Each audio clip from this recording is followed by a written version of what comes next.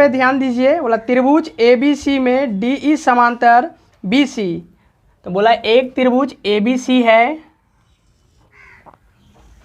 तो देखिए ये आपका त्रिभुज हुआ ABC।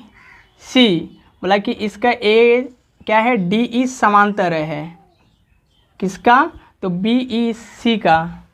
BC का। तो ध्यान दीजिए DE समांतर आपका BC।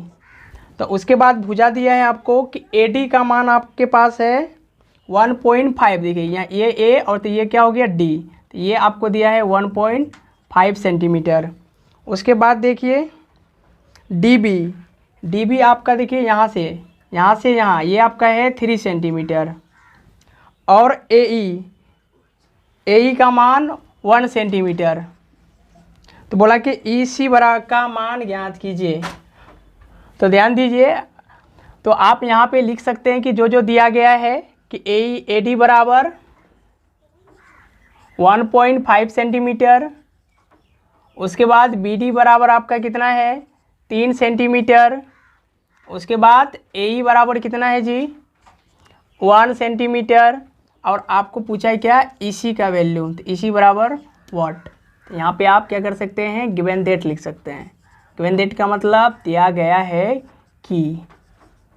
तो आइए हम लोग जानते हैं कि थेल्स प्रमेय से, यहाँ लिखेंगे थेल्स प्रमेय से, तो क्या जानते हैं ये AD बटे BD बराबर होता है कौन, इस भुजा का AE बटे EC। तो अब ध्यान दीजिए आपके पास वैल्यू है क्या AD का, तो AD का वैल्यू मेरे प्यारे बच्चों क्या है आपका 1.5, और BD का वैल्यू बताइए कितना, तो 3 सेंटीमीटर। अब ध्यान दीजिए AE का वैल्यू कितना है आपके पास 1, और EC का वैल्यू कितना है, कुछ नहीं है, इसी को तो निकालना है। तो अब ध्यान दीजिए न, तो यहाँ पे कुछ हो रहा है, तो अब क्या कर सकते हो आप, यहाँ तिर्यक गुणा करेंगे। तिर्यक गुणा का मतलब कोना कोनी गुणा। अब ध्यान दीजिए तो EC गुना 1.5 करेंगे तो क्या होगा 1.5 EC, और 3 गुना 1 करेंगे तो कितना होगा 3। तो हमको वैल्यू क्या चाहिए EC का, तो हम लोग जानते हैं कि EC का वैल्यू चाहिए। तो ये तो हमको डिस्टर्ब कर रहा है, तो ये अगर डिस्टर्ब कर रहा है तो देखिए ये क्या चीज़ में, तो देखेंगे इसके बीच में कुछ नहीं, तो क्या है जी गुना। तो इधर गुना में तो बराबर के उधर क्या जाएगा भाग में, तो अर्थात EC बराबर क्या हो गया 3/1.5। तो देखें यहाँ पॉइंट उड़ाएंगे तो पॉइंट उतरेगा तो ऊपर में क्या जाएगा 1 0, क्यों दशमलव के बाद एक अंक है।